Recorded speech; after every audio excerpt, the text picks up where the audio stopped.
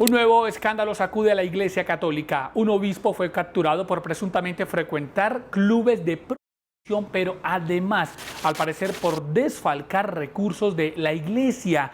Para hablar sobre este caso que ha generado indignación en México, nos acompaña David Saucedo, este experto que siempre está en Voz de Fondo Podcast. Bienvenido, David. ¿Qué tal? Qué gusto saludarte a ti, el auditorio, a tus órdenes. David, ¿qué es lo último que se sabe entonces sobre la captura de este obispo, Emanuel Hanna Chalena, quien al parecer frecuentaba estos clubes de prostitución?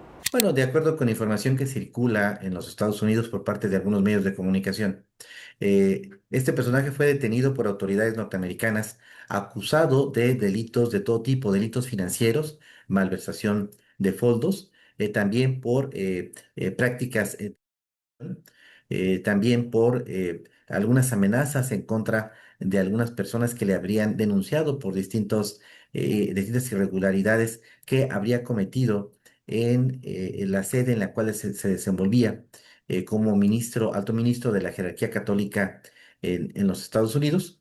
De acuerdo con información que realizaron también las autoridades que investigaron el caso, el obispo también se trasladaba a la ciudad fronteriza de Tijuana. Tijuana y San Diego son ciudades que están conurbadas en la zona de frontera de México y los Estados Unidos.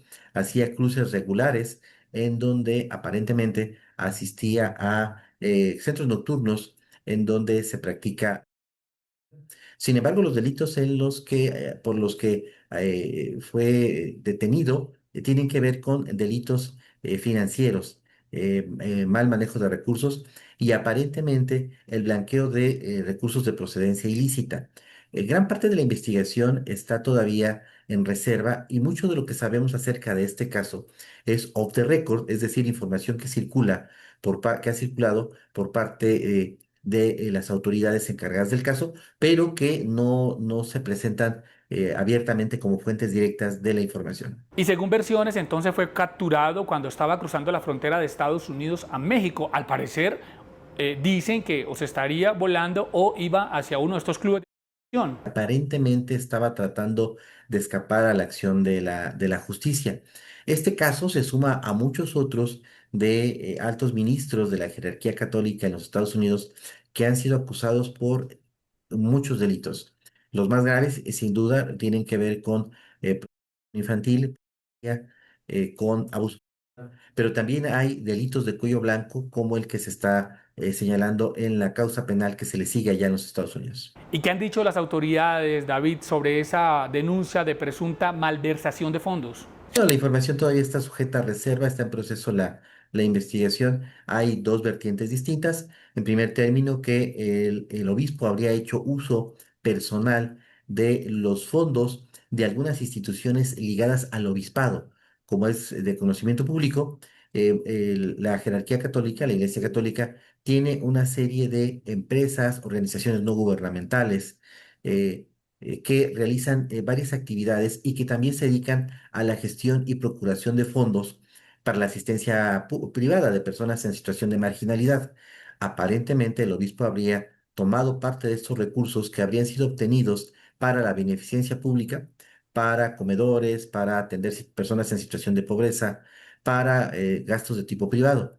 Pero también existe una línea de investigación sobre la cual las autoridades no han dado información más copiosa, que tiene que ver con recursos de procedencia ilícita, es decir, recursos de crimen organizado que habrían sido ingresados al obispado y que se habrían blanqueado de esta manera. Toda esta información está un poco difusa, no tenemos todavía datos contundentes. La detención se acaba de realizar hace poco tiempo, de allí que falta todavía que se realicen las audiencias de imputación de delitos para saber exactamente finalmente cuáles son los delitos que se le imputan, cómo se declara el presunto responsable y saber a su vez si él alega algún tipo de defensa declarándose inocente o bien si en una situación de juicio abreviado él confiesa algunos de los delitos que se le imputan. Increíble, David, pero la Iglesia Católica no tiene protocolos internos para vigilar bien sus fondos. Nunca los ha tenido. Lamentablemente, toda la situación de manejos financieros oscuros, incluso delitos, participación en política, vinculación con el crimen organizado. Cada vez que se da un caso de escándalo con algún integrante de la jerarquía católica en los Estados Unidos, en México y prácticamente en todo el mundo, pues normalmente se hace una investigación interna. En ocasiones especiales, el Vaticano manda personas con una comisión especial de investigadores que realiza las pesquisas, pero los resultados de las mismas siempre se guardan, siempre se toman decisiones para evitar el escándalo. No es así, sino hasta que los medios de comunicación tienen acceso a estas irregularidades, es cuando la jerarquía católica accede a dar algunos datos e informaciones acerca de los hechos delictivos en los que se ven involucrados varios integrantes del alto clero católico. Y en términos legales, David, ¿qué tan grave es una investigación sobre malversación de fondos? En el caso de los Estados Unidos, hubo una época en la que la jerarquía católica estaba blindada, tenía una especie de escudo que proporcionaban jueces, magistrados, el propio poder político en los Estados Unidos, sabedor de que la Iglesia Católica tiene votos debajo del brazo. Normalmente la élite católica de la jerarquía católica gozaba de una especie de manto de impunidad. Sin embargo, a raíz de denuncias, de la presentación de casos ante medios de comunicación, sobre todo de delitos sexuales, a raíz de películas incluso que ganaron el premio Oscar, en donde se denunciaron hechos constitutivos de delito, finalmente las autoridades judiciales en los Estados Unidos están procediendo con mayor energía en contra de integrantes de la jerarquía católica que cometen este tipo de delitos. Me parece que en este caso en particular, si se comprueba la responsabilidad del obispo en los delitos que se le imputan, será procesado, sentenciado y hallado culpable. ¿Y cuánto podría pagar de cárcel el obispo David si es declarado culpable? Es muy variable, depende de los delitos que se le puedan acreditar. En los Estados Unidos las penas dependen también del monto. Es algo similar a lo que ocurre con las personas detenidas por tráfico de drogas, depende de la cantidad. No es lo mismo un gramo que una tonelada. Y en el caso de los delitos de cuello blanco en los Estados Unidos también depende de la cantidad.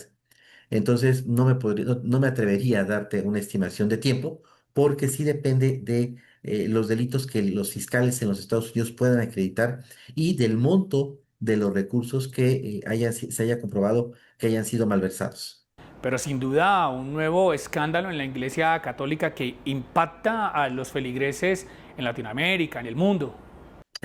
Quizá no en el mundo, quizá en los Estados Unidos, sobre todo porque la información está muy acotada a lo que ocurre allá en los Estados Unidos.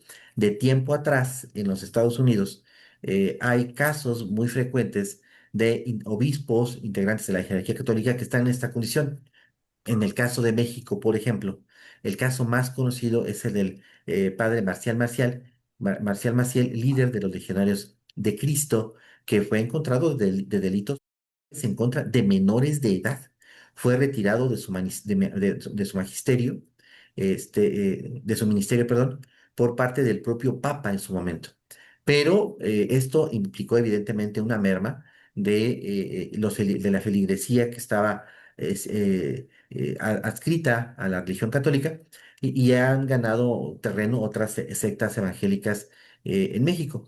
En el caso de los Estados Unidos, te diría que es ya muy frecuente que se den este tipo de casos, y lo que podemos celebrar en efecto es que finalmente en el caso de los Estados Unidos la justicia sea más rápida que la que se da lamentablemente en otros países de América Latina.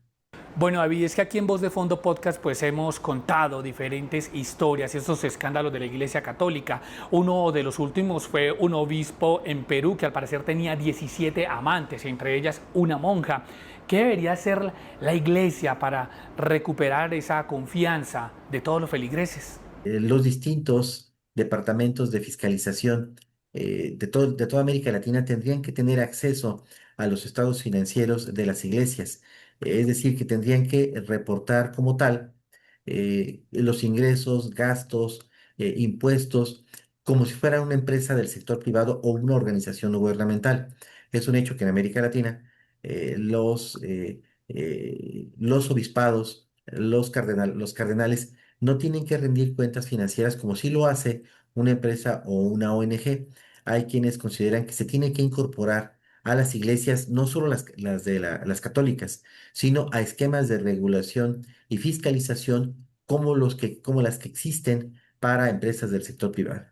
En el caso de los delitos, hay quienes incluso señalan que tendrían que tener penas todavía más severas que un ciudadano común, en virtud de que se trata de personas que gozan de la confianza de personas que profesan una fe, un credo, y que se trata de un evidente abuso de confianza muy grave.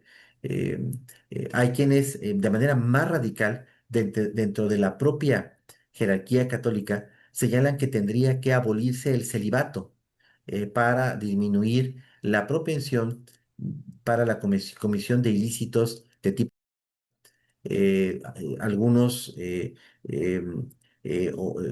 incluso integrantes de la teología de la liberación desde hace tiempo han expresado la necesidad de que la jerarquía, de que el Vaticano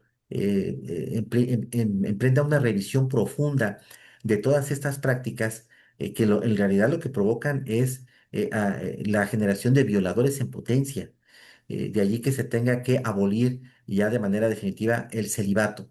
Pero son propuestas, son temas, yo en lo particular soy ateo, no profeso ningún credo, entonces yo considero que lo que tiene que hacerse es aplicar la ley. La mayoría de los países de América Latina tenemos un marco legal que no se aplica justamente a quienes son integrantes de la élite militar, política, religiosa, empresarial. Para las élites de América Latina, el marco legal no aplica como sí aplica para los ciudadanos comunes y corrientes. David, entonces un obispo detenido, el Papa ya ha aceptado su renuncia y entonces unas acusaciones por malversación de recursos y además también porque al parecer frecuentaba en México estos clubes de... Gracias David por estar con nosotros y continuaremos muy atentos a las investigaciones. Así es, y me parece que seguirá habiendo este tipo de casos porque se cometen de manera sistemática y sistemáticamente no hay controles y regulaciones que impidan este tipo de prácticas. Gracias David y esperemos que termine la justicia de los Estados Unidos con este obispo que ha sido capturado. Esto ha sido Voz de Fondo Podcast, lo leo en los comentarios, los acompañó Jair Díaz. Hasta pronto.